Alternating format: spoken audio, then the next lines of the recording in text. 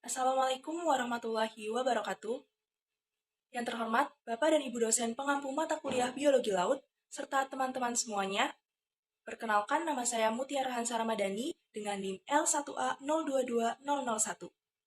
Pada kesempatan kali ini, saya akan memenuhi tugas Biologi Laut dengan membuat video yang bertemakan dampak blooming alga terhadap ocean acidification.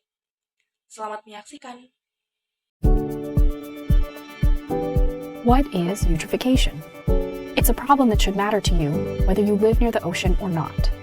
That's because it begins wherever people live and ends with damage to resources we all use and enjoy.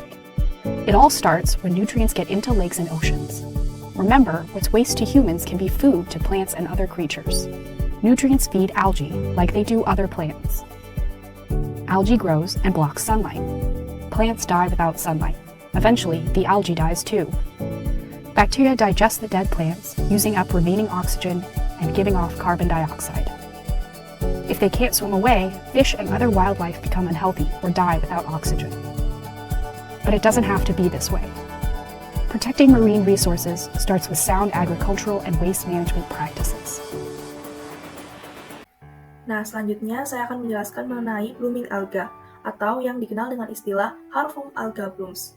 HAB ini adalah kondisi di mana populasi alga di dalam ekosistem perairan mengalami peningkatan populasi dikarenakan perubahan ekosistem lingkungan.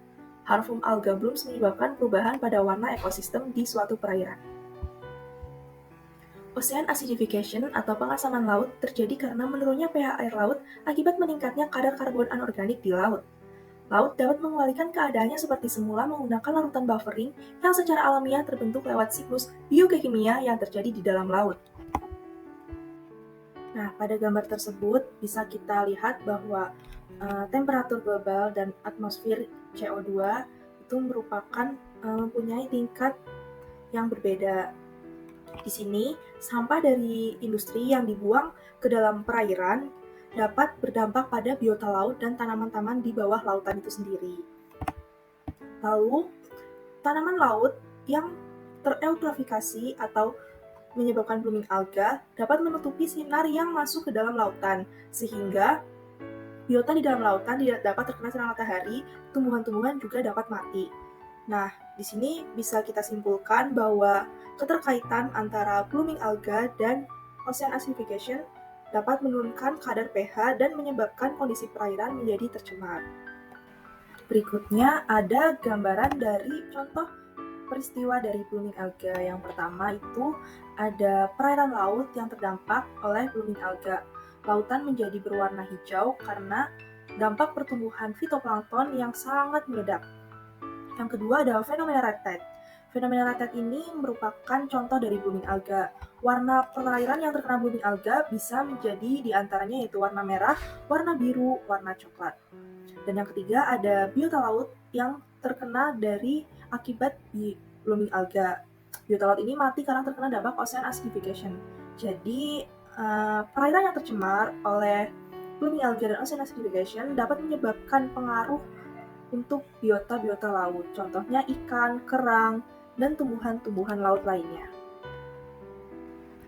Pengaruh blooming alga terhadap ocean acidification. Pertumbuhan ledakan alga yang sangat melimpah banyak menyebabkan pencemaran air dan penurunan kualitas lingkungan. Di antaranya menurunkan pH air laut dan menyebabkan organisme biota laut mati. Pada perairan laut, blooming alga dapat menyebabkan pengasaman laut. Alga yang mati dan membusuk menghasilkan banyak karbon dioksida yang kemudian menurunkan kadar keasaman atau pH air laut. Dampak blooming alga terhadap ocean acidification. Yang pertama, penyerapan CO2. Alga yang tumbuh subur dapat menyerap CO2 atau karbon dioksida dari perairan laut selama proses fotosintesis. Yang kedua ada perubahan keseimbangan pH. Blooming alga, terutama diatomis, dapat meningkatkan alkalinitas perairan laut melalui produksi zat-zat seperti karbonat. Hal ini dapat berperan sebagai penyangga buffer terhadap perubahan pH yang disebabkan oleh peningkatan kadar CO2. Yang ketiga ada perubahan keseimbangan ekosistem. Blooming alga yang berlebihan dapat merubah keseimbangan ekosistem laut, terutama jika jenis alga yang tumbuh memiliki sifat invasif atau menghasilkan zat-zat toksik. Yang terakhir ada produksi oksigen. Alga menghasilkan oksigen sebagai produk sampingan dari fotosintesis. Peningkatan produksi oksigen dapat berkontribusi pada kondisi ekosistem laut yang lebih sehat dan membantu mengurangi efek ocean acidification.